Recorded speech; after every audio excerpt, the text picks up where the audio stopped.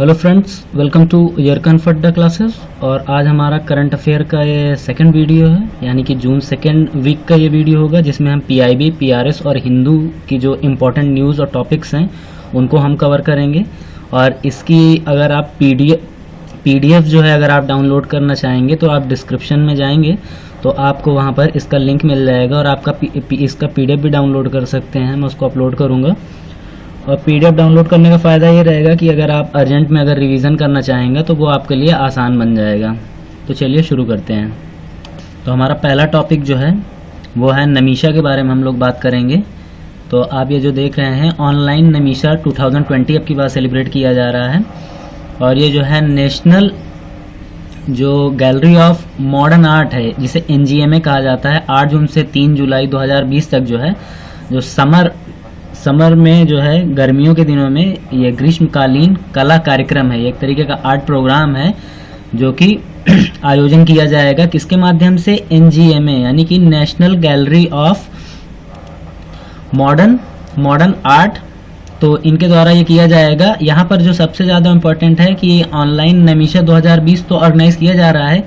इसको जो ऑर्गेनाइज करने वाली जो संस्था है वो काफ़ी इम्पोर्टेंट है, उसको हमें याद रखना ज़्यादा ज़रूरी है।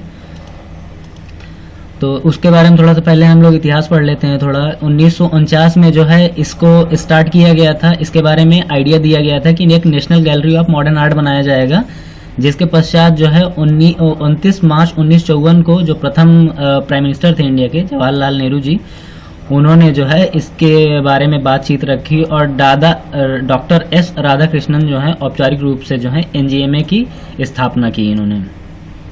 और ये एक छोटी सी न्यूज़ है जो काफ़ी चर्चे में रही है कि G20 जो है, G20 सदस्य देशों ने जो है कोविड-19 महामारी से निपटने के लिए 21 बिलियन जो है से अधिक फंड जुटाने की प्रतिबद्धता व्यक्त की है। आप लोग यहाँ पे जो है मिलियन और बिलियन में जो है कन्फ्यूज़न होता है। 1 मिलियन में 10 लाख होता है और 1 बिलियन में जो होता है 10 करोड़ होता है। इसको याद रखिएगा कि ये प्रतिबद्धता किसने जाहिर की है कोविड-19 से निपटने के लिए? G20 ग्रुप्स ने। और ये ग्रुप जो है 1990s में जब एशिया में जब फाइनेंशियल क्राइसिस आई थी तो उस वक्त जो है इसको स्टेबिलिटी देने के लिए इसको जो है एस्टेब्लिश किया गया था। और ये एक तरीके का ब्रिज है जो G7 और G20 के बीच में, यानी कि नॉन डेवलप कंट्री या developing countries like Asian countries और इंडिया और अदर कंट्रीज जो हैं एशिया की खास करके, और बाकी जो डेवलप्ड कंट्री हैं G7 में, उनके बीच एक तरीके का ब्रिज क्रिएट करता है। तो G20 समूह जो है, और अगर आप इससे रिलेटेड एक वीडियो देखना चाहते हैं तो मैंने G ग्रुप पे जो है एक पूरा क्रक्स तैयार किया है, जिसमें मैंने सारे जितने G ग्रुप्स हैं उनको मैंने बनाया है। तो आप उस वीडियो को देख सकते हैं रेफरेंस के तौर पे। तो ये जो 21 बिलियन का जो फंड की प्रतिबद्धता है किसने जाहिर की है? G20 ग्रुप ने की है। और अगला टॉपिक जो है वो ये है कि जो 24 परगना जिले में स्थित जो पेट्रोल इंटीग्रेटेड चेक पोस्ट है, उसे जो है कोविड-19 की प्रॉब्लम के चलते जो है उसे बंद कर दिया गया था, लेकिन उसे अब जो है बायलैटरल ट्रेड के लिए, यानी कि द्विपक्षीय व्यापार के लिए उसे फिर से चालू कर दिया गया। तो इस पे क्वेश्चन कुछ इस तरीके से आ सकता है कि पश्चिम बंगाल और भारत के बीच जो है कोविड-19 की जैसे ही थोड़ा सा मामला हल्का हुआ है तो कौन सा चेक पोस्ट जो है ओपन किया गया है या बहाल किया गया है? तो नाम आप याद रखिएगा, पेट्रापोल एकीकृत चेक पोस्ट, ये पेट्रापोल इंटीग्रेटेड चेक पोस्ट। और ये कहाँ है? 24 परगना जिला है ये पश्चिम बंगाल का। अब अगली न्यूज़ है, अगला जो टॉपिक है, भारत जल्द ही जो है जो कोल एक्सचेंज ट्रेडिंग प्लेटफॉर्म है इसकी स्थापना करने वाला है। भारत कोल एक्सचेंज प्लेटफॉर्म स्थापित करने के प्रस्ताव के अनुसार देश में जो खनन किए गए पूरे कोयले का व्यापार जो है कोल एक्सचेंज नामक एक समान प्लेटफॉर्म द्वारा किया जाएगा। इससे क्या होगा कि एक तरीके की जो इफिशियंसी है, ट्रांसपेरेंसी है, वो सारी क्रिएट होंगी कोल एक्सचेंज जो है प्लेटफॉर्म खरीदने पर, और लोगों को काफ़ी सहज होगा। इससे क्या होगा? व्यापार करने में काफ़ी तेजी आएगी और ज़्यादा से ज़्यादा लोगों को जो है, जैसे कि इसके टेंडर वगैरह हैं, लोकेशंस वगैरह हैं, कोल की क्वालिटी क्या है, ये सारी पता चलेंगी। और लास्ट जो इस टॉपिक का जो फैक्ट है, आखिरी इस टॉपिक का, वो ये है कि विश्व में तीसरा सबसे बड़ा कोयला भंडार रखने वाला भारत है। लेकिन भारत जो है अभी डिपेंडेंट नहीं है इस मामले में, खास करके क्योंकि कोयला जो है भारत अभी भी जो है आयात करता है। अगला इंपॉर्टेंट टॉपिक जो है वो ये है कि भारत में जो है जो BS6 है वाहनों के नंबर प्लेट पर स्टिकर लगाने की जो है बात की गई है, और ये लगाया जाएगा। और जो सड़क परिवहन, कौन सा मंत्रालय है, सड़क परिवहन और राजमार्ग मंत्रालय ने जो है BS6 वाहनों का जो नंबर प्लेट होते हैं उस पे अलग अलग कलर के जो हैं स्टिकर्स लगाए जाएंगे। ये एक तरीके की पहचान होगी कि ये जो जैसे कि वाहन है वो कौन से, मतलब कि जो उसका इंजन है वो किस लेवल का है, BS6 का है कि BS4 का है। तो BS6 में इन पट्टियों या स्टिकर्स को जो है अप्लाई किया जाएगा। थोड़ा सा इसके हम जो इंपॉर्टेंट पॉइंट्स हैं उनको देख लेते हैं। यह आदेश जो है BS6 वाहनों के लिए जो है मौजूदा स्टिकर्स के ऊपर जो है 1 सेंटीमीटर चौड़ाई की एक हरी पट्टी लगाना अनिवार्य कर दिया गया है, अनिवार्य बनाता है। सिस्टम स्टिकर में BS6 वाहन के पंजीकरण और उसके ईंधन प्रकार विवरण होना चाहिए। BS6 का जो सिस्टम है ये जो है यूरोजोन, जो यूरो नॉर्म्स हैं, खास करके यूरोप में गाड़ी और व्हीकल्स की जो इंजन्स होते हैं उनको लेके जो नॉर्म्स बनाए गए हैं उनसे ये प्रेरित हैं। डीजल इंजन वाहनों के स्टिकर में नीला रंग होना चाहिए। इसमें जो लगेगा पेट्रोल जो व्हीकल्स होंगे उसमें क्या होगा कि नारंगी कलर का जो होता है वो लगेगा स्टिकर, और जो डीजल व्हीकल्स होते हैं, मोटर व्हीकल्स होते हैं, उनमें क्या करेंगे कि ब्लू कलर का स्टिकर लगाना होगा इसमें। अगला टॉपिक जो है वो ये कि भारत का जो विदेशी भंडार है 3.43 मिलियन डॉलर की, इसमें वृद्धि के साथ जो है ये कितना हो गया है, वर्तमान में जो है 493 यानी कि 493.48 अरब डॉलर तक पहुंच गया है, जो कि एक रिकॉर्ड बना है खास करके इस पैंडेमिक टाइम में। विश्व में सर्वाधिक विदेशी मुद्रा भंडार वाले देशों की सूची में भारत जो है कितने नंबर पर है, 5वें नंबर पर है। ये काफी इंपॉर्टेंट है। इस सूची में जो है चीन पहले नंबर पर, जो चीन का जो रिजर्व है, फॉरेन रिजर्व है, वो सबसे स्ट्रांग है चीन का। अगला जो टॉपिक है वो है उत्तराखंड की जो राज्यपाल हैं बेबी रानी मौर्य ने जो गैरसेण है, गैरसेण जो है चमोली जिले में स्थित है, चमोली उत्तराखंड में, उसको जो है उत्तराखंड की जो है जो समर की जो कैपिटल होती है, समर कैपिटल घोषित करने की मंजूरी दे दी है। गैरसेण को जो है भरारी शरण के भी नाम से जाना जाता है। गैरसेण में क्या है कि ई जो विधानसभा होगी, यानी कि ऑनलाइन एक तरीके का आप जो है पार्लियामेंट समझ सकते हैं, तो इसको वहां पर स्टैब्लिश किया जाएगा। और यह शहर जो है चमोली जिले में स्थित है, देहरादून से 250 किलोमीटर, देहरादून से 250 किलोमीटर, और यह गढ़वाल मंडल की प्रशासनिक सीमा के अंतर्गत आता है। कुमायूं जो है कि सीमा जो है गौरसेण से जो है 15 किलोमीटर की दूरी पर है। तो ये इस तरीके से इसको जो है इस कैपिटल को बनाया गया है कि मतलब कि समर में जो है ज़्यादा गर्मी वगैरह की प्रॉब्लम ना हो, और जो डिस्टेंस है एडमिनिस्ट्रेटिव काम करने की उसमें भी ईजनेस आए, तो इसलिए जो है गैरसेण को जो है गर्मी की जो है नई कैपिटल घोषित की गई है। किस राज्य की, उत्तराखंड की। और वहाँ की राज्यपाल क्या है ये भी नाम याद रखिएगा, उनका नाम है बेबी रानी मौर्य।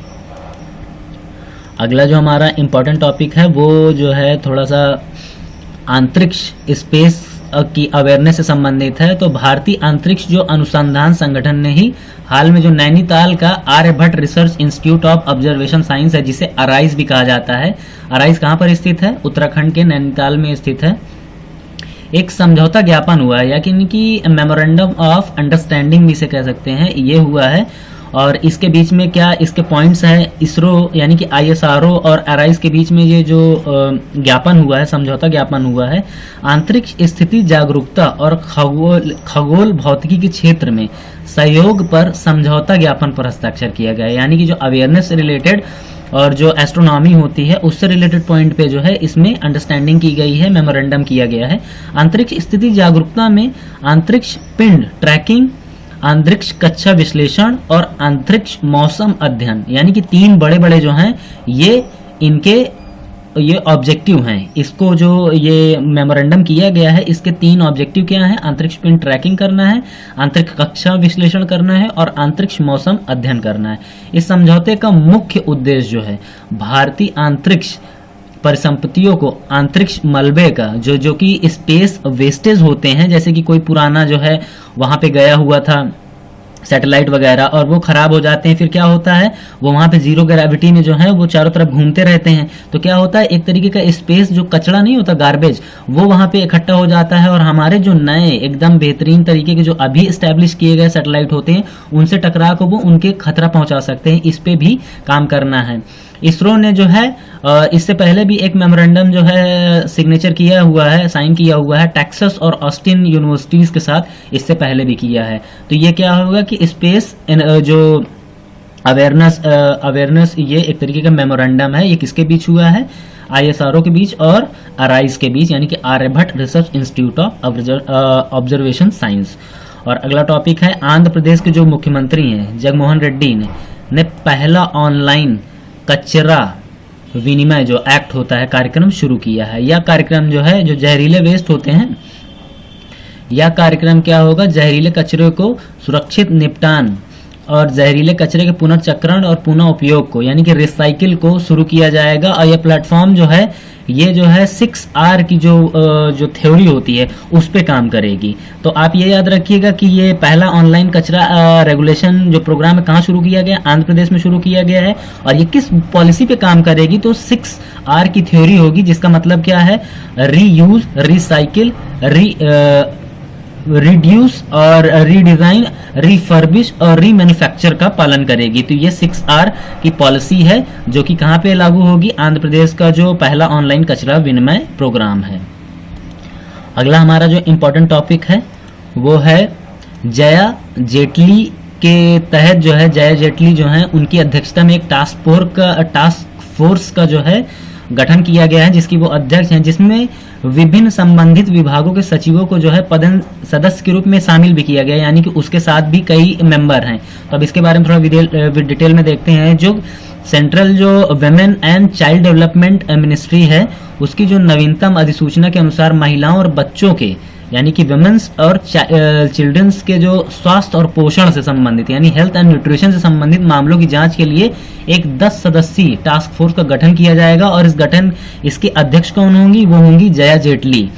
तो इसके बारे में एक चीज याद रखिएगा कि केंद्रीय मंत्री जो हैं, वित्त मंत्री जो हैं निर्मला सीतारमण जो हैं, उन्होंने 2020-21 की जो अपनी बजट की प्रस्तुति के दौरान जो है इस टास्क फोर्स के गठन की घोषणा की थी। तो इस वजह से ये काफी इंपॉर्टेंट हो जाता है, क्योंकि इसका जो है वर्णन जो है बजट में किया गया, वो भी 2020 से 21 के उसमें।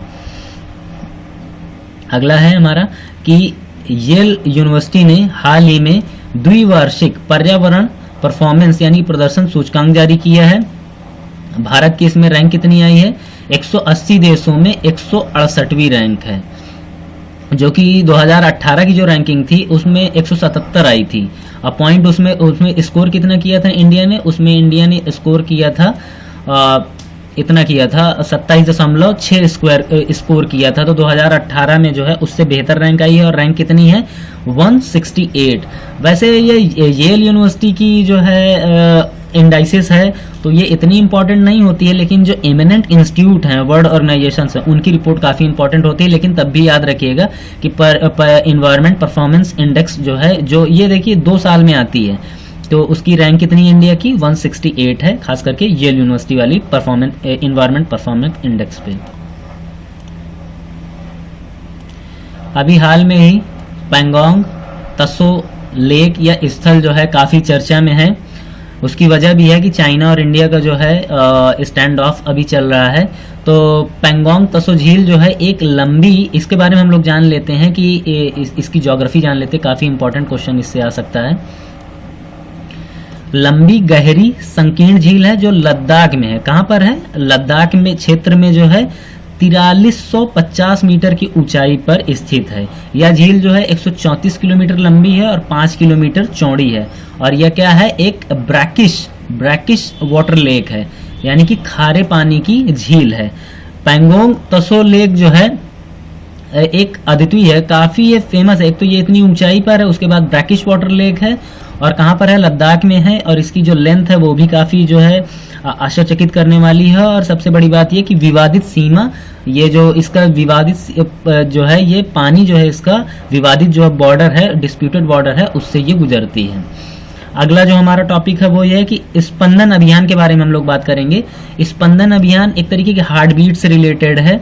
हार्ट बीट से आप इसको याद रखने की कोशिश कर सकते हैं। छत्तीसगढ़ सरकार ने कहां पर स्पंदन परियोजना कहां संबंधित है? छत्तीसगढ़ सरकार ने हाल ही में पुलिस कर्मियों से संबंधित आत्महत्या और भ्रात घात की घटनाओं को कम करने के लिए किया गया है। तो कहीं ना कहीं एक तरीके का ये क्या है कि साइकोलॉजिकल काउंसलिंग जो होती है उसकी एक व्यवस्था की जा रही है हर छत्तीसगढ़ की पुलिस कर्मियों के बीच। जो ये बहुत ज्यादा डिप्रेशन और सुसाइडल अटैक और जो आपस में जो झगड़े वगड़े की जो घटना बहुत बढ़ रही है उनको जो है उनका जो है शौक कम करने के लिए स्पंदन अभियान शुरू किया जा रहा है। तो ये याद रखिएगा, स्पंदन अभियान किस राज्य से संबंधित है? छत्तीसगढ़ से संबंधित है।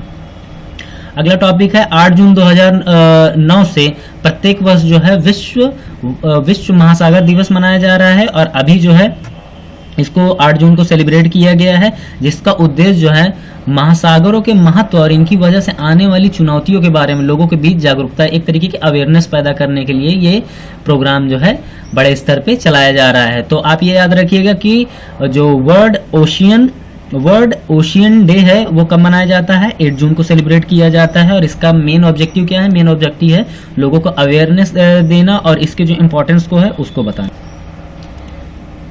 अगला जो हमारा इम्पोर्टेंट टॉपिक है वो है रशिया भाषा दिवस। प्रतिवर्ष जो है 6 जून को इसको सेलिब्रेट किया जाता है। संयुक्त राष्ट्र द्वारा जो है रशिया भाषा इसको मनाया जाता है। यह यूनेस्को द्वारा 2010 में स्थापित किया गया था। 6 जून को ही इसको मनाने की वजह क्या है? तो रशियन लैंग्वेज जो डे है उसमें क्या है कि अलेक्सांद्र पुश्किन एक राइटर हैं, रशियन जो है पोइट हैं और राइटर भी हैं और उन्हें जो है मॉडर्न जो रशियन लिटरेचर का फादर भी कहा जाता है। उन्हीं की वजह से ये दिन उनका जो है बर्थडे मनाया जाता है। इसी वजह से जो है रशियन डे सेलिब्रेट किया जाता है। और जो अदर जो परमानेंट लैंग्वेजेस हैं यूनाइटेड नेशन की, तो उनका भी डे है। अब ये भी मैं आपको एक्स्ट्रा जो है फैक्ट के तौर पे बता देता हूँ। जैसे कि अरबी है, 18 दिसंबर को इसको सेलिब्रेट किया जाता है अरबी डे लैंग्वेज में। और इंग्लिश को जो है 23 अप्रैल को, चीनी लैंग्वेज जो है वो की जाती है 20 अप्रैल को, फ्रेंच जो है 20 मार्च को और रशिया जो है 6 जून को सेलिब्रेट किया जाता है यूनाइटेड नेशन के हिसाब से। वर्ल्ड 12 जून को जो है 12 जून को वर्ल्ड विश्व बाल श्रम निषेध दिवस मनाया जाता है। किस दिन मनाया जाता है? 12 जून को। और इसका जो मेन ऑब्जेक्टिव क्या होता है? मेन ऑब्जेक्टिव होता है लोगों को ज़्यादा से ज़्यादा अवेयर करना चाइल्ड लेबर के खिलाफ और इन सारी गतिविधियों के खिलाफ, क्योंकि बच्चों की जो ये एज होती है उसमें बच्चों के लिए पढ़ना ज़रूरी है। जैसे कि इंडियन कॉन्स्टिट्यूशन में जैसे कि आर्टिकल 21A में जो कि उनके लिए परमानेंट कर दिया गया है 6 से 14 से बच्चों को लिए, यानी कि शिक्षा जो है फंडामेंटल राइट बना दिया गया है। इसलिए इन सारी चीज़ों को लोगों को अवेयर करने के लिए जो है चाइल्ड लेबर जो है प्रोहिबिटेड डे जिन्हें कहा जाता है ये मनाया जाता है। और इसमें क्या है, काम पर सुरक्षा और स्वास्थ्य के लिए विश्व दिवस जो है द्वारा युवा श्रमिकों की सुरक्षा और स्वास्थ्य में सुधार और बल श्रम के अंत के लिए जो है एक तरीके का ज्वाइंट अभियान शुरू किया गया है। ठीक है, ऑपरेशन डिजर्ट चेंज के बारे में अब हम लोग पढ़ेंगे। यह ऑपरेशन एक एंटी जासूस ऑपरेशन है। ऑपरेशन डिजर्ट चेंज किससे संबंधित है? एंटी जासूस या एंटी स्पाइंग ऑपरेशन है जो 2009 में जो ये मिलिट्री इंटेलिजेंस द्वारा शुरू किया गया था। कब किया गया? 2019 में। इसमें कई देशों को आधिकारिक जो गोपनीयता अधिनियम होता है यानी कि ऑफिशियल सीक्रेट एक्ट जो होता है 1923 के तहत गिरफ्तार किया गया। दरअसल ये काफ़ी जो है आजकल चर्चे में रह रहा है ऑफिशियल सीक्रेट एक्ट जो है 1923 का, और इसी में जो है एंटी जासूस ऑपरेशन से संबंधित है ऑपरेशन डिजर्ट चेंज। अब पढ़ेंगे हम लोग ऑपरेशन टूपैक के बारे में। ऑपरेशन टूपैक यह ऑपरेशन पाकिस्तान की ISI द्वारा संचालित एक सैन्य ऑपरेशन है। तो पेपर में कभी कभी आ जाता है कि ऑपरेशन टूपैक जो है किससे संबंधित है, तो वहाँ पे 4 ऑप्शन दे दिए गए। तो हमें लगता है कि यहीं के ज़्यादातर पेपर हो रहे हैं तो ये यहीं का होगा, लेकिन ऐसा नहीं है। ये पाकिस्तान का एक ऑपरेशन है और इसके जो है 3 मेजर कंपोनेंट हैं, यानी कि 3 ऑब्जेक्टिव क्या हैं ऑपरेशन टू पैक के। तो एक पैट्रियोटिक इंडियन को भी ये जानना जरूरी है, भारत को विघटित करना ये इनका पहला एजेंडा है। दूसरा एजेंडा इनका ये है कि नेपाल बांग्लादेश के साथ छिद्रपूर्ण सीमाओं का लाभ उठाना और ठिकानों को स्थापित करना, यानी कि इधर से क्या होता है कि इंडिया में इंटर करना आसान होता है, तो उसमें जो है ये कहीं ना कहीं इंटरफेरेंस करके जो है ज़्यादा से ज़्यादा फायदा उठाने का प्रयास करते हैं। जासूसी नेटवर्क का उपयोग करना, ये है ऑपरेशन टू पैक के 3 बड़े एजेंडे। वैश्विक रेटिंग एजेंसी जो फिच जो है उसके बारे में हम बात करेंगे। अनुमान लगाया कि जो भारत की अर्थव्यवस्था है अगले वित्त वर्ष में 9.5% की वृद्धि दर के साथ वापसी करेगी। तो ये जो मतलब जो एक्सपेक्टेशन है, जो अनुमान लगाया गया है, किस ग्लोबल रेटिंग एजेंसी के माध्यम से लगाया गया है, वो है फिच रेटिंग के माध्यम से।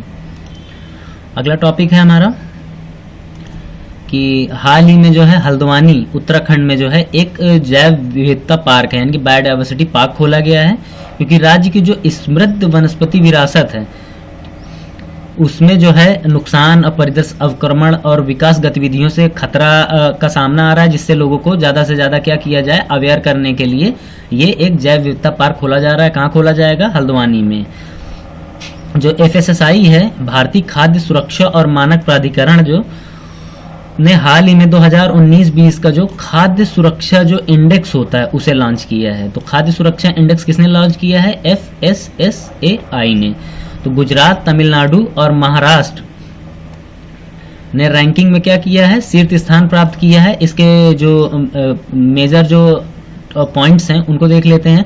यह सूचकांक जो है 5 मापदंडों के आधार पर तैयार किया गया, जैसे कि खाद्य परीक्षण सुविधाएं जो होती हैं, मानव संसाधन और संस्थागत डेटा होता है, अनुपालन है, प्रशिक्षण है, उपभोक्ता सशक्तिकरण के अलावा क्षमता निर्माण यानी कैपेसिटी बिल्डिंग के बारे में भी इसमें एजेंडा रखा गया है। अब तो मुख्य निष्कर्ष देख लेते हैं क्या निकला है इस इंडेक्स के हिसाब से।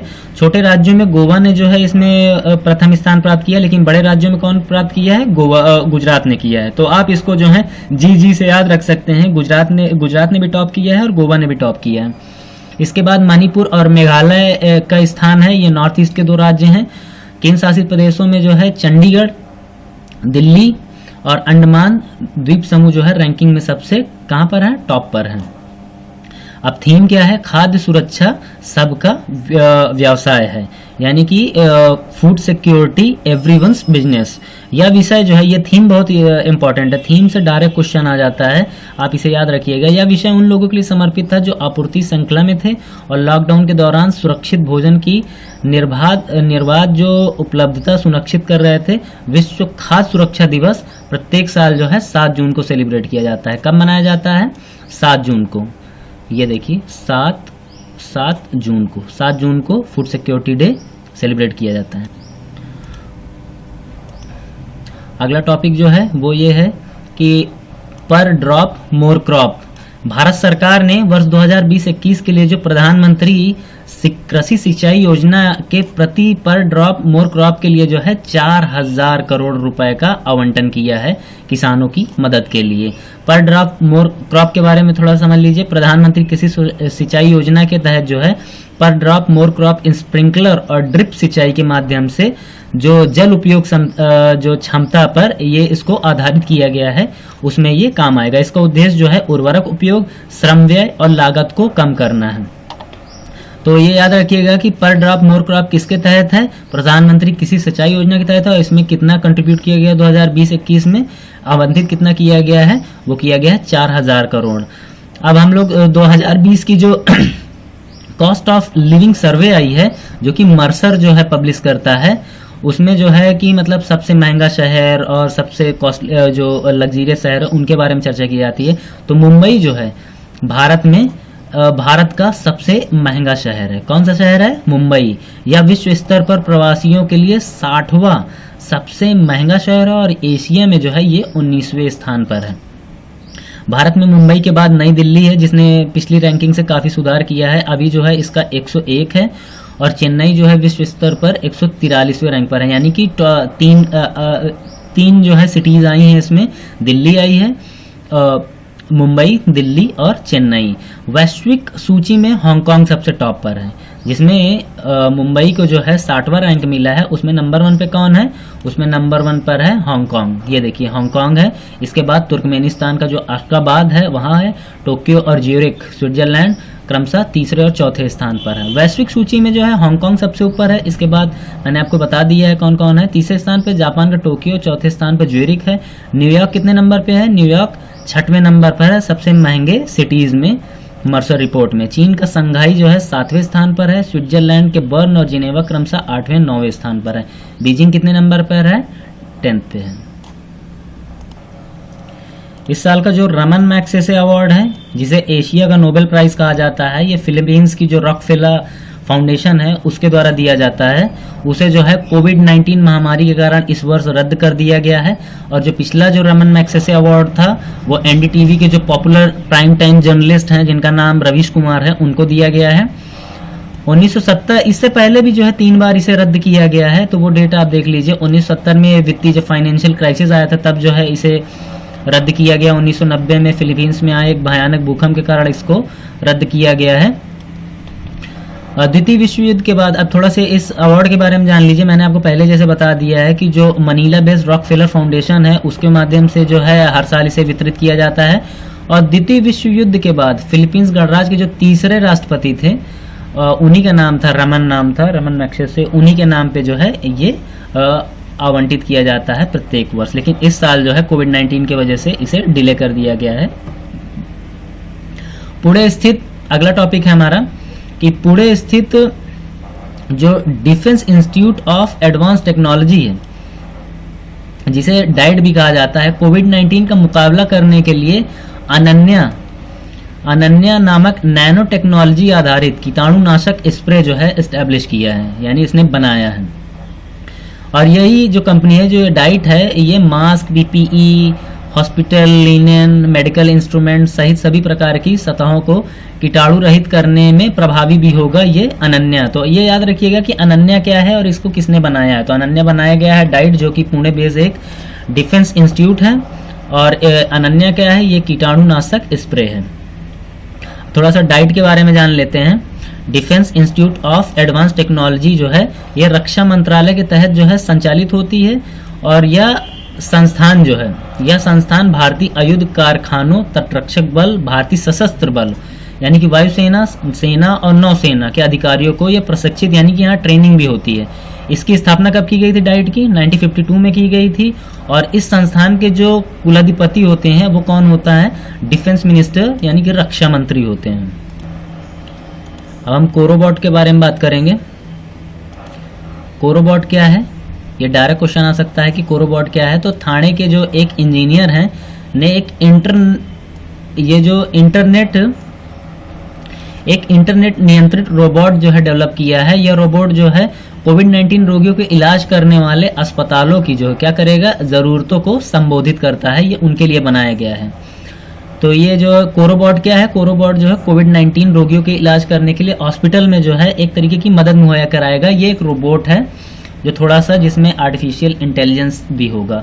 अब अगला न्यूज़ है हमारा, भारत सरकार ने हाल ही में केंद्र शासित प्रदेश जो है लद्दाख और जम्मू कश्मीर के लिए जो सेंट्रल एडमिनिस्ट्रेटिव ट्रिब्यूनल, जिसे क्या कहा जाता है? केंद्रीय प्रशासनिक न्यायाधिकरण कहा जाता है, उसकी 18वीं बैच का जो है, कौन सी बैच का? 18वीं बैच का गठन किया गया है। अब यहाँ पे हम लोग समझ लेते हैं कि केंद्रीय प्रशासनिक न्यायाधिकरण का जो कॉन्स्टिट्यूशन में कहाँ पर वर्णन किया गया है, किस आर्टिकल में, और ये एक्चुअल में है क्या। केंद्रीय प्रशासनिक न्यायाधिकरण की स्थापना जो है संविधान का जो अनुच्छेद 323 है उसमें उसके तहत जो है इसकी स्थापना की गई है। यह न्यायाधिकरण जो है लोक सेवकों की, यानी कि जो पब्लिक सर्विस कमीशन के जो सदस्य होते हैं उनके सेवों की शर्तों के बारे में और शिकायतें जो होती हैं उनको एक तरीके का जो है ये सोल्यूशन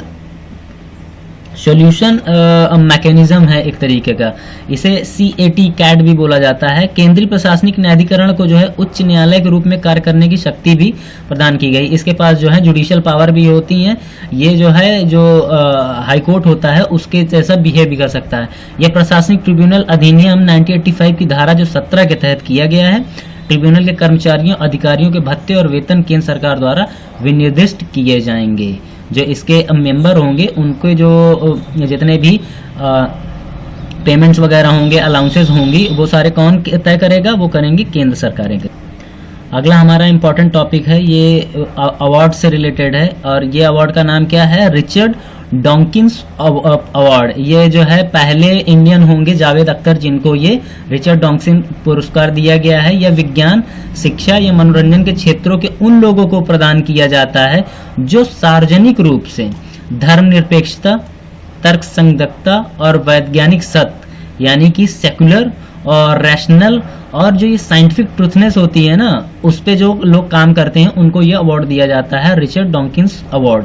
यह पुरस्कार का पहला संस्करण कब शुरू किया गया था? 2003 में प्रदान किया गया था और पहले इंडियन होंगे जिन्हें ये प्राप्त होगा उनका नाम जावेद अख्तर है, जो कि राइटर हैं और पोइट भी हैं। यह पुरस्कार जो है एथीस्ट अलायंस ऑफ अमेरिका एक एनजीओ है, उसके माध्यम से प्रत्येक वर्ष प्रदान किया जाता है रिचर्ड डॉकिंस अवार्ड। भारतीय नौसैनिक के जहाज जो है जिसे केसरी बोला जाता है, केसरी जो है वो मिशन सागर के तहत कोविड-19 से संबंधित दवाएं प्रदान करने के लिए सेचल्स में पोर्ट विक्टोरिया पर पहुंच गया है। कौन सा जहाज है? केसरी है। और किस मिशन के तहत जो है? मिशन सागर के तहत है। इसका काम क्या होगा? कोविड-19 में जो ये हेल्प होंगी, दवाएं वगैरह जो है ये सेचल्स में जो है ये पहुंचाएगी। सेचल जो है ये आइलैंड है। मिशन सागर के बारे में थोड़ा सा जान लेते हैं, जिसके तहत जो है ये गया है जहाज केसरी जो है। भारत ने दक्षिणी हिंद महासागर में यानी कि साउथ इंडियन ओशियन में देशों को, जो उसके देश हैं, खाद्य पदार्थ उपलब्ध कराने के लिए मई 2020 में जो है मिशन सागर लॉन्च किया था। तो मिशन सागर कब लॉन्च हुआ था? मिशन सागर लॉन्च हुआ था 2020 में, मई में। और इसका ऑब्जेक्टिव क्या होगा? जो ये फूड्स वगैरह हैं ये इनकी जो है उपलब्धि कराना, कहाँ पर? दक्षिण हिंद महासागर के देशों के पास। पहले के एक हिस्से के रूप में जो है मालदीव, मॉरिशस, मेडागास्कर, कोमोरोस और सेचल्स को की आवश्यकता की जो है पूर्ति की जाएगी। अगला हमारा टॉपिक है वो है अर्पित। अर्पित का क्या मतलब है? Airborne rescue pod for isolated transportation. तो इसके बारे में हम लोग पढ़ लेते हैं। अर्पित वायरस को नष्ट करने के लिए, वायरस मतलब आप समझ ही रहे हैं, इस टाइम एक ही वायरस चल रहा है कोविड-19, और अल्ट्रा वायलेट सी रेडिएशन का उपयोग करता है अर्पित। जो वायुसेना जो है अब तक 7 जो अर्पित हैं यानी कि RPIT को शामिल कर चुकी है अपने मिलिट्री ग्रुप में। भारतीय वायुसेना ने हाल ही में पृथक परिवहन के लिए जो है एक एयरबोर्न रेस्क्यू पॉड, ये एक तरीके का रेस्क्यू पॉड है, विकसित किया है, जिसका उपयोग क्या है? कोविड-19 से पीड़ित गंभीर रोगियों के लिए परिवहन के लिए किया जाएगा। इसमें क्या होगा कि जैसे लोग जाए वगैरह, उसमें जो इन्फेक्टेड लोग जाएंगे तो उसको जो है सैनिटाइज करने के लिए जो हाई अल्ट्रा वायलेट सी रेडिएशन होता है उसका इस्तेमाल जो है अर्पित रेस्क्यू पॉड के माध्यम से किया जाएगा। ये एक तरीके का एयरबोर्न रेस्क्यू पॉड है। अगला टॉपिक जो है हमारा वो है भारत डेनमार्क समझौता ज्ञापन पर हस्ताक्षर है। भारत का जो ऊर्जा मंत्रालय है और डेनमार्क का जो ऊर्जा उपयोगिता और जलवायु मंत्रालय ने जो है ऊर्जा के क्षेत्र में, एनर्जी सेक्टर में जो है भारत के साथ अभी सिग्नेचर किया है, जिसमें जो है एनर्जी से रिलेटेड जो है टेक्निकल जो ट्रांसमिशन होता है उन मुद्दों पे जो है चर्चा किया जाएगा और एक दूसरे को जो है टेक्नोलॉजी भी ट्रांसफर की जाएगी। अगला टॉपिक है कि नासा की यह अंतरिक्ष यात्री हैं डॉक्टर कैथी, उन्होंने जो है समुद्र का जो सबसे गहरा तल होता है जिसे मरियाना ट्रेंच कहा जाता है उस पर 1.5 घंटा बिताया है, जो कि एक विश्व रिकॉर्ड है। पृथ्वी का जो सबसे डीपेस्ट पॉइंट है चैलेंजर द्वीप, चैलेंजर आइलैंड, करीब 36,000 फीट तक पहुंचने वाली पहली महिला भी बन गई है डॉक्टर कैथी, जबकि ऐसा करने वाली दुनिया की 8वीं व्यक्ति हैं वो। ठीक है, पहली महिला हैं और 8वीं व्यक्ति हैं। कौन है? डॉक्टर कैथी हैं। किससे संबंधित है? नासा से, जो कि अमेरिका का जो है सबसे बड़ा स्पेस एजेंसी है जिसका नाम है नेशनल एरोनॉटिक्स स्पेस एडमिनिस्ट्रेशन। ये नासा का फुल फॉर्म है। 9 जून को देखिए एक स्पेशल जो है सेलिब्रेट किया गया है, उसके बारे में हम लोग जानेंगे। व्यापार और अर्थव्यवस्था में मान्यता की भूमिका को, मान्यता का मतलब होता है लेजिटिमेट या एक्सेप्टेंस से मतलब होता है उजागर करने के लिए मनाया जाता है 9 जून को। अंतर्राष्ट्रीय प्रत्यायन मंच IAF और अंतर्राष्ट्रीय प्रयोगशाला प्रत्यायन सहयोग जिसे ILAC बोला जाता है द्वारा संयुक्त रूप से मान्यता के महत्व बारे में जागरूकता बढ़ाने के लिए स्थापित किया गया है। और ये जो WAD 2020 का जो थीम है इसको क्या होगा, प्रत्यायन खाद्य सुरक्षा में सुधार लाना। तो 9 जून को जो है प्रत्यायन जो है ये सेलिब्रेट किया गया है। 1950 करोड़, इसका क्या मतलब है, विश्व बैंक ने जो है पश्चिम बंगाल को कोरोना संकट और राज्य विकास कार्यों के लिए 1950 करोड़ जो है वो उपलब्ध कराया है, ताकि उसका जो है इंफ्रास्ट्रक्चर डेवलप किया जा सके और अभी जिस तरीके का तूफान आया और उससे जो नुकसान हुआ उसकी भरपाई करने के लिए पश्चिम बंगाल को जो कुल राशि में से 850 करोड़ रुपए विभिन्न समाज कल्याण योजनाओं पर खर्च करेंगे। बाकी जो बचे हुए पैसे हैं उसको क्या होगा, इंडस्ट्रियल जो इंफ्रास्ट्रक्चर है, औद्योगिक अवसंरचना है, उसको तैयार करने के लिए खर्च किए जाएंगे। और इस साल का जो विश्व तीरंदाजी फील्ड चैंपियनशिप है, आर्चरी जो है, उसको क्या किया जाएगा, रद्द कर दिया गया है और 2022 तक के लिए रद्द किया गया है इसको, कोविड-19 की वजह से। अगला जो हमारा टॉपिक है नगर वन, एक तरीके की योजना है। केंद्रीय पर्यावरण मंत्री जो है प्रकाश जावड़ेकर जो हैं, इनकी घोषणा की है। इसके अनुसार जो देश के 200 निगमों और शहरों में यह कार्यक्रम शुरू किया जाएगा। नगर वन कार्यक्रम का उद्देश्य जो है अगले 5 वर्षों में पूरे भारत में 200 शहरी वन विकसित करना है। यानी कि इसमें जो है एक तरीके के पौधों की तादाद को बढ़ाना है, खास करके शहरों में। अब जो है अगला टॉपिक हमारा कोहाला पनबिजली परियोजना के बारे में चर्चा करेंगे। ये इस टाइम काफ़ी जो है चर्चे में है। कौन सा है ये कोहाला पनबिजली परियोजना? दरअसल चीन पाकिस्तान जो आर्थिक गलियारा है CPEC जिसे CPEP जो बोलते हैं, तहत जो है चीन पाकिस्तान के कब्जे वाला जो कश्मीर है, पाक ऑक्यूपाइड कश्मीर है, उस पे जो है कोहाला पनबिजली परियोजना स्टैब्लिश कर रहा है। और यह परियोजना जो है झेलम नदी पर निर्मित की जाएगी। इसकी क्षमता कितनी है, 1124 है।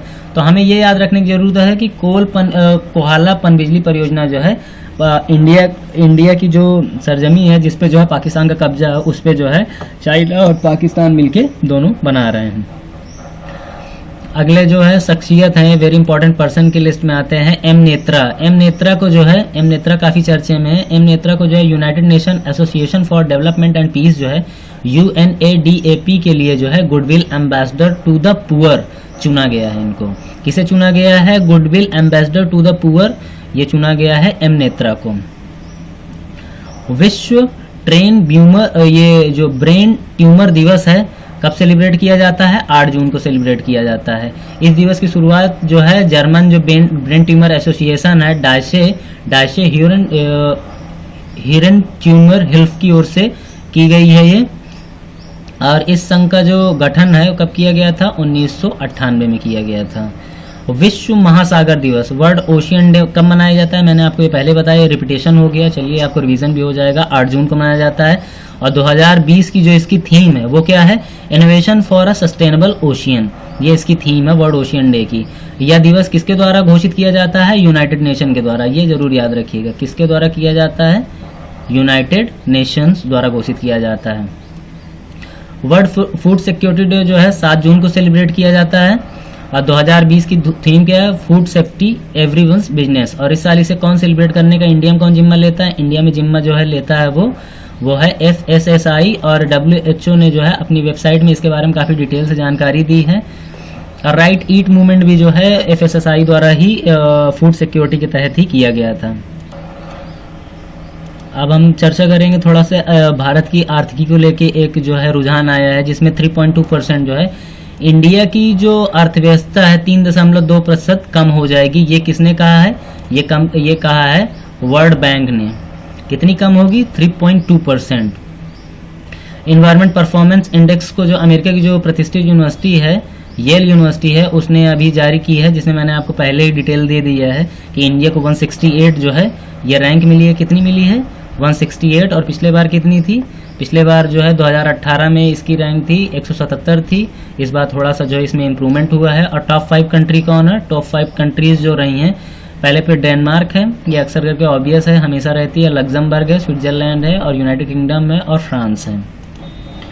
प्रतिवर्ष जो 13 जून है, 13 जून को अंतर्राष्ट्रीय अल्बानिज्म जागरूकता दिवस सेलिब्रेट किया जाता है। ये एक तरीके का जो है जेनेटिक ऑटिज्म टाइप की एक बीमारी होती है, जिसमें क्या होता है कि मेलानिन जो होता है ना, जिससे हमारे त्वचा का जो कलर होता है, सूर्य से लड़ने की, जिससे सूर्य की रोशनी से लड़ने की जिसमें क्षमता आती है मेलानिन, तो उससे क्या होता है कि अगर ये व्यक्ति जो है धूप से सीधे तरीके से प्रभावित हो जाते हैं, तो इसी की अवेयरनेस और जागरूकता बढ़ाने के लिए जो है वर्ल्ड अल्बिनिज्म जागरूकता यानी कि अवेयरनेस डे जो है इंटरनेशनली जो है प्रतिवर्ष कब सेलिब्रेट किया जाता है? 13 जून को। डॉक्टर रतन लाल भारतीय मूल के अमेरिकी वैज्ञानिक को जो है वर्ल्ड फूड अवार्ड इस बार दिया गया, विश्व खाद्य पुरस्कार इन्होंने जीता है। और इसकी वजह यह है, इनको देने के लिए जो इनके पीछे जो बैकग्राउंड है वो ये है कि इन्होंने जो है जो मृदा केंद्रित दृष्टिकोण है, यानी कि खेती अगर आप कर रहे हैं तो आप अपने खाली फसल को लेके सोच रहे हैं तो आप बहुत गलती कर रहे हैं। तो आपकी मृदा को लेके अप्रोच क्या है, किस तरीके की फसल आपको उसमें लगातार उगानी चाहिए, स्पेस कब देना चाहिए, और उसमें नई फसलों का भी एक्सपेरिमेंट करना चाहिए, जिससे क्या होगा कि मृदा का जो पोटेंशियल होगा यानी सॉइल का जो पोटेंशियल होगा वो बढ़े। तो इसके लिए जो है डॉक्टर रतन लाल को वर्ल्ड फूड अवार्ड दिया गया है। इसको जो है एग्रीकल्चर का नोबेल पुरस्कार भी कहा जाता है, वर्ल्ड फूड अवार्ड को। सहकारी मित्र योजना के बारे में अब हम लोग बात करेंगे। यह योजना देश के युवाओं के लिए एक इंटर्नशिप प्रोग्राम है, यानी कि इसमें जो है पहले कोलैबोरेट किया जाएगा, पहले उन्हें सीखने का मौका दिया जाएगा और उसके बाद जो है फिर जो है वो ओरिजिनली काम कर पाएंगे। यह राष्ट्रीय सहकारी विकास सहयोग जो है एनसीडीसी की एक पहल है। तो सहकारी मित्र योजना किसका इनिशिएटिव है? तो वो याद रखिएगा एनसीडीसी का है, यानी कि नेशनल कोऑपरेटिव डेवलपमेंट कॉर्पोरेशन का। यह योजना जो है वोकल फॉर लोकल, यानी कि स्वदेशी, एक तरीके का ये मान लीजिए स्वदेशी को बढ़ावा इसका मतलब आप समझ सकते हैं। वोकल फॉर लोकल जो है, जिसमें आत्मनिर्भर भारत अभियान के तहत शुरू किया गया है। यह योजना युवा पेशेवरों को जो है व्यावहारिक अनुभव प्रदान करने और सहकारी समितियों और एनसीडीसी सीखने में मदद करेगी। इंटर्न को जो है 4 महीने की अवधि के लिए वित्तीय सहायता भी जो है इसमें, मतलब कि 4 महीने जो है इंटर्नशिप करने के लिए जो है पेमेंट में दी जाएगी। तो ये योजना कौन है? सहकार मित्र योजना है। इसे शुरू किसने किया, किसका इनिशिएटिव है? ये एनसीडीसी का जो है ये इनिशिएटिव है और आत्मनिर्भर योजना के तहत की गई है। अगला इंपॉर्टेंट टॉपिक जो है वो है सिक्किम तिब्बत कन्वेंशन ऑफ 1819। अभी ये चाइना और इंडिया का जो स्टैंड ऑफ चल रहा है लाइन ऑफ एक्चुअल कंट्रोल को लेके, उस पे जो है कि किसकी जो है दावेदारी सही है, उसको लेके जो है ये सिक्किम तिब्बत कन्वेंशन ऑफ 1890 का सिक्किम तिब्बत जो समझौता है वो काफ़ी चर्चा में है। तो इसके बारे में पढ़ लेते हैं। सिक्किम में वास्तविक नियंत्रण रेखा यानी कि एलएसी जो है एक क्षेत्र जो है नाकुला में भारतीय एवं चीनी सैनिकों के बीच झड़पों एवं गतिरोध से जो है वर्ष 1890 के ऐतिहासिक सिक्किम तिब्बत अभिसमय जो है पुनः चर्चा में ला दिया गया है। जैसा कि मैंने पहले बताया, वर्ष 1890 के सिक्किम तिब्बत अभिसमय को कलकत्ता अभिसमय यानी कन्वेंशन ऑफ कलकत्ता के नाम से भी जाना जाता है इसे। तो ये याद रखिएगा, ये प्रीलिम्स में भी डायरेक्ट क्वेश्चन आ सकता है कि कलकत्ता अभिसमय जो है किससे संबंधित है।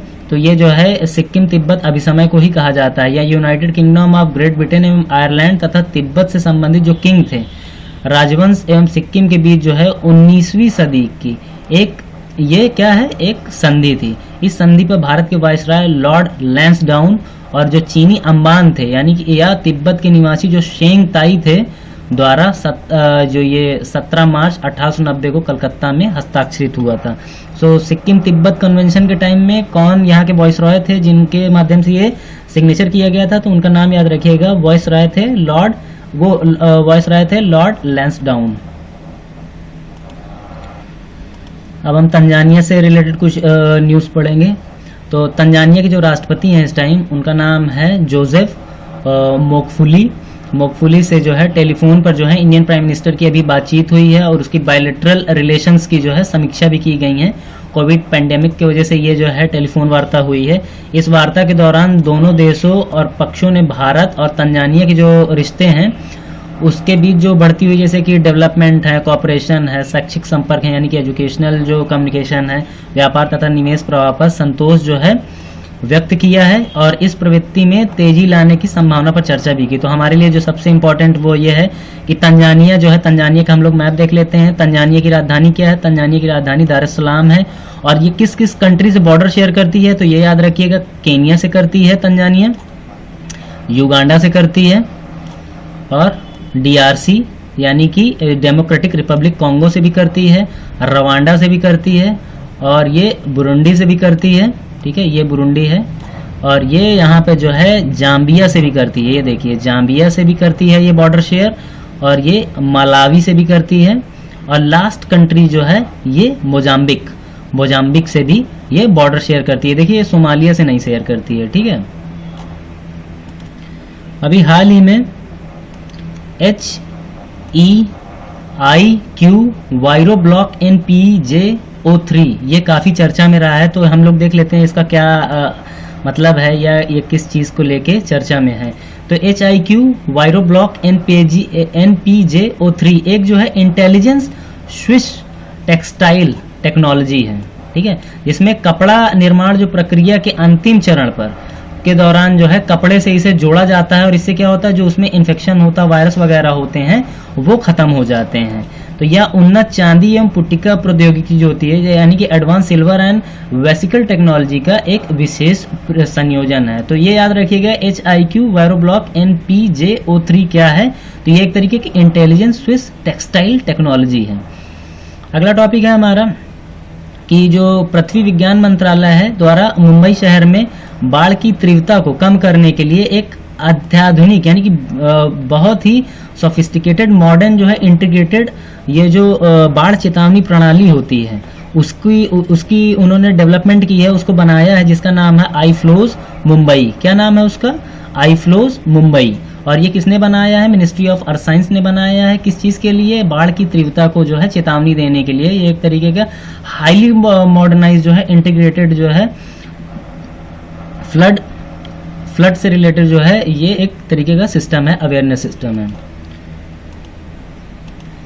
सेंटर फॉर जो सेलुलर एंड मॉलिक्यूलर बायोलॉजी जो सेंटर है उसके शोधकर्ताओं ने जो है कोविड-19 के लिए एक नया टेस्ट विकसित किया है, और इसी टेस्ट का नाम क्या है?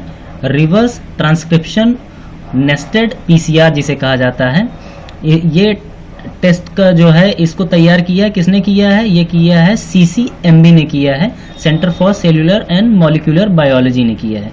अभी हाल में ही जो है लोनार जो लेक है जो महाराष्ट्र में है ये काफ़ी चर्चे में थी। दरअसल वजह क्या हुआ, इसका जो पानी है वो अचानक से पिंक कलर का धीमे धीमे होता चला गया, जिसकी वजह से जो वहाँ की जो national environment engineering research institute है जिसे नीरी कहा जाता है, जिसका जो संस्था जो इंस्टीट्यूट जो हेडक्वार्टर है, इसका हेडक्वार्टर नागपुर में है, और वहाँ के जो अध्यक्ष उन्होंने इसको पता लगाने के लिए बात की, तो ये कहा गया कि ये पता करिए कि ये क्यों जो है कलर अपना चेंज कर रही है। ये कहाँ पर स्थित है? बुल्ढाना में है, बुल्ढाना महाराष्ट्र में। तो बाद में जो रिपोर्ट आई उसमें ये निकल के आया कि यूट्रिफिकेशन यानी कि अनियमित जो है इसमें जो है पोषक तत्व और केमिकल और बहुत सारी चीज़ों के मिल जाने की वजह से इसका जो है कलर जो है चेंज हो गया लोनार लेक का। लोनार लेक जो है एक क्रेटर लेक का एग्जाम्पल है।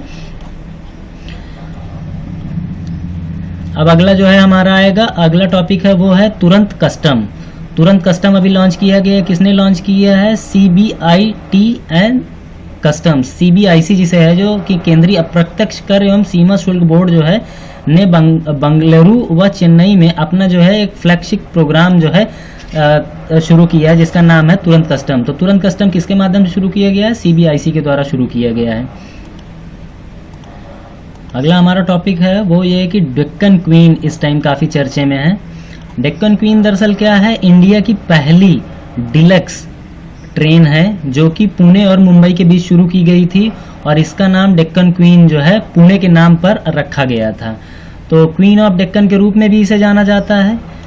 तो डेक्कन क्वीन याद रखिएगा कि पहली इंडिया की डिलक्स ट्रेन थी जो कि शुरू की गई थी 1 जून 1930 को सेंट्रल रेलवे के जो अग्रदूत हैं ग्रेट इंडियन पेनिनसुला रेलवे उनके माध्यम से GIPR इनके माध्यम से ये शुरू किया गया था। देहिंग पटकाई एलिफेंट रिजर्व ये काफ़ी चर्चे में है इस टाइम। असम का जो देहिंग पटकाई में कोयला खनन से संबंधित मुद्दे के कारण जो है ये देहिंग पटकाई एलिफेंट रिजर्व जो है इस टाइम चर्चे में है। और देहिंग पटकाई जो एलिफेंट रिजर्व है असम के डिब्रूगढ़ और तिनसुकिया जो डिस्ट्रिक्ट है वहाँ पर स्थित है। इसका जो है जो कि कितना है 111.19 वर्ग किलोमीटर वर्षा वन वाले क्षेत्र को कवर करता है। इसे जून 2004 में एक जो बायोस्फीयर रिजर्व यानी कि अभ्यारण्य जो है घोषित किया गया है। यह देहिंग पटकाई वर्षा वन वाले क्षेत्र में स्थित है। तो ये याद रखिएगा कि देहिंग पटकाई एलिफेंट रिजर्व कहाँ है, असम में है, किस जिले में पड़ता है, डिब्रूगढ़ और तिनसुकिया जिले में पड़ता है।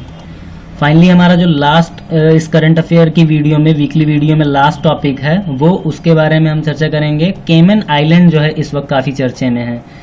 तो केमन आइलैंड के बारे में पहले तो हम केमन आइलैंड की जो है ज्योग्राफी थोड़ा देख लेते हैं। केमन आइलैंड कहाँ पर है, ये कैरेबियन सी में है, प्रशांत महासागर में। तो इसका एक बात यह है कि उद्योग संवर्धन एवं आंतरिक व्यापार जो विभाग है हमारा, जिसे जो है DPIIT बोलते हैं, department for promotion of industry and internal trade, जो कि बहुत एक इम्पॉर्टेंट जो है इंस्टीट्यूट है इंडिया के अनुसार, इंडिया में। इसके अनुसार जो है केमन आइलैंड जो है भारत में 5वें सबसे बड़ा निवेशक के रूप में उभरा है। यानी कि सबसे बड़ा इन्वेस्टमेंट हब के तौर पर कौन उभरा है, केमन आइलैंड। तो केमन द्वीप जो है, जो वेस्ट कैरेबियन सी में एक ऑटोनॉमस ब्रिटिश जो है प्रवासी क्षेत्र है। ये देखिए ये कहाँ पर है, कैरेबियन सी में। आप जो वेस्ट इंडीज वगैरह देखते हैं ना, तो वो यहीं पर है सब। तो केमन आइलैंड यहाँ पर स्थित है। और ये इसको चर्चा में क्यों है कि भारत में 5वां सबसे बड़ा निवेशक के रूप में उभरा है।